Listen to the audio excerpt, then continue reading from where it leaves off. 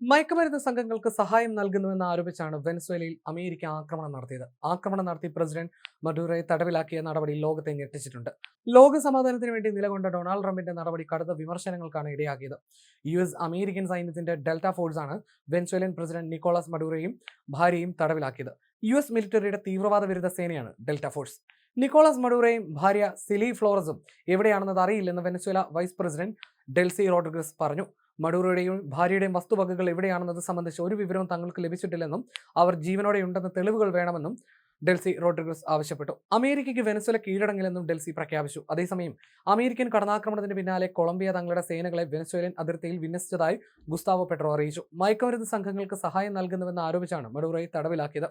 മഡൂറോയെ തടവിലാക്കിയ വിവരം president Donald Trump സ്ഥിരീകരിക്കുകയും ചെയ്തു. Truth സോഷ്യലിലൂടെയാണ് അദ്ദേഹം ഇക്കാര്യം അറിയിച്ചത്. വെനസ്വേലയിൽ വൻ ആക്രമണം നടത്തി. നിക്കോളാസ് മഡൂറോയും ഭാര്യയും തടവിലാക്കി രാജ്യത്തിന് പുറത്തേക്ക് കൊണ്ടുപോയെന്നും ട്രംപ് അറിയിക്കുകയായിരുന്നു. വാർത്താ സമ്മേളനത്തിൽ കൂടുതൽ വിവരങ്ങൾ അറിയിക്കുമെന്നും ട്രംപ് കൂട്ടിച്ചേർത്തു. ആക്രമണങ്ങളെ തുടർന്ന് വെനസ്വേല അടിയന്തരാവസ്ഥ പ്രഖ്യാപിച്ചു. രാജ്യത്ത് മുഴുവൻ സൈന്യത്തെ വിന്യസിച്ചതായി വെനസ്വേല പ്രതിരോധ മന്ത്രി അറിയിച്ചു. അതേസമയം വെനസ്വേലൻ പ്രസിഡന്റ് ജീവനോടെ ഇരിപ്പുണ്ടെന്ന് തെളിയിക്കാൻ രേഖകൾ കൈമാറണമെന്ന് വെനസ്വേലൻ സർക്കാർ ആവശ്യപ്പെട്ടു. തലസ്ഥാനമായ കാരക്കാസിൽ ഉൾപ്പെടെ 7 സ്ഫോടനങ്ങൾ ഉണ്ടായി. സ്ഫോടനങ്ങൾക്ക് പിന്നാലെ യുദ്ധവിമാനങ്ങളുടെ ശബ്ദം കേട്ടതായി റിപ്പോർട്ടുകൾ പറയുന്നു. കാരക്കാസ്, മിറാൻഡ, അറാഹുവ, ലാഗുവേറെ സംസ്ഥാനങ്ങളിലാണ് ആക്രമണം ഉണ്ടായതെന്ന് വെനസ്വേല പ്രസ്താവനയിൽ അറിയിച്ചു. പിന്നാലെ രാജ്യത്ത് അടിയന്തരാവസ്ഥ പ്രഖ്യാപിക്കുകയായിരുന്നു. സൈനിക സിവിലിയൻ കേന്ദ്രങ്ങളിലാണ് ആക്രമണം നടത്തിയതെന്ന് വെനസ്വേല അറിയിച്ചു. പ്രാദേശിക സമയം ശനിയാഴ്ച 1:50 സ്ഫോടനങ്ങൾ ഉണ്ടായത്. വെനസ്വേലയിലെ പ്രധാന സൈനിക താവളത്തിന് സമീപത്തിലുള്ള നഗരത്തിലാണ് സംഭവം. സ്ഫോടനത്തിന്റേതെന്ന് സംശയിക്കപ്പെടുന്ന ദൃശ്യങ്ങൾ സാമൂഹ്യ മാധ്യമങ്ങളിൽ പ്രചരിക്കുന്നുണ്ട്. സ്ഫോടനം നടന്നതോടെ ആളുകൾ തെരുവുകളിലേക്ക് ഇറങ്ങിയോടി. ഡൊണാൾഡ് ട്രംപിന്റെ നേതൃത്വത്തിലുള്ള ഭരണകൂടം പ്രസിഡന്റ് നിക്കോളാസ് മഡൂറോയുടെ സർക്കാരിനെതിരെ നടപടികൾ കടുപ്പിച്ച ഘട്ടത്തിലാണ് ബോംബാക്രമണം നടന്നത്. വെനസ്വേലയ്ക്കെതിരെ കരയാക്രമണം നടത്താനുള്ള സാധ്യതയെക്കുറിച്ച് ട്രംപ് നേരത്തെ മുന്നറിയിപ്പ് നൽകിയിരുന്നു. കരീബിയൻ കടലിലും കിഴക്കൻ പസഫിക് സമുദ്രത്തിലും ലഹരിമരുന്ന് കള്ളക്കടത്ത് ആരോപിച്ച് വെനസ്വേലയുടെ ബോട്ടുകളെ സൈന്യം നേരത്തെ ആക്രമിച്ചിരുന്നു.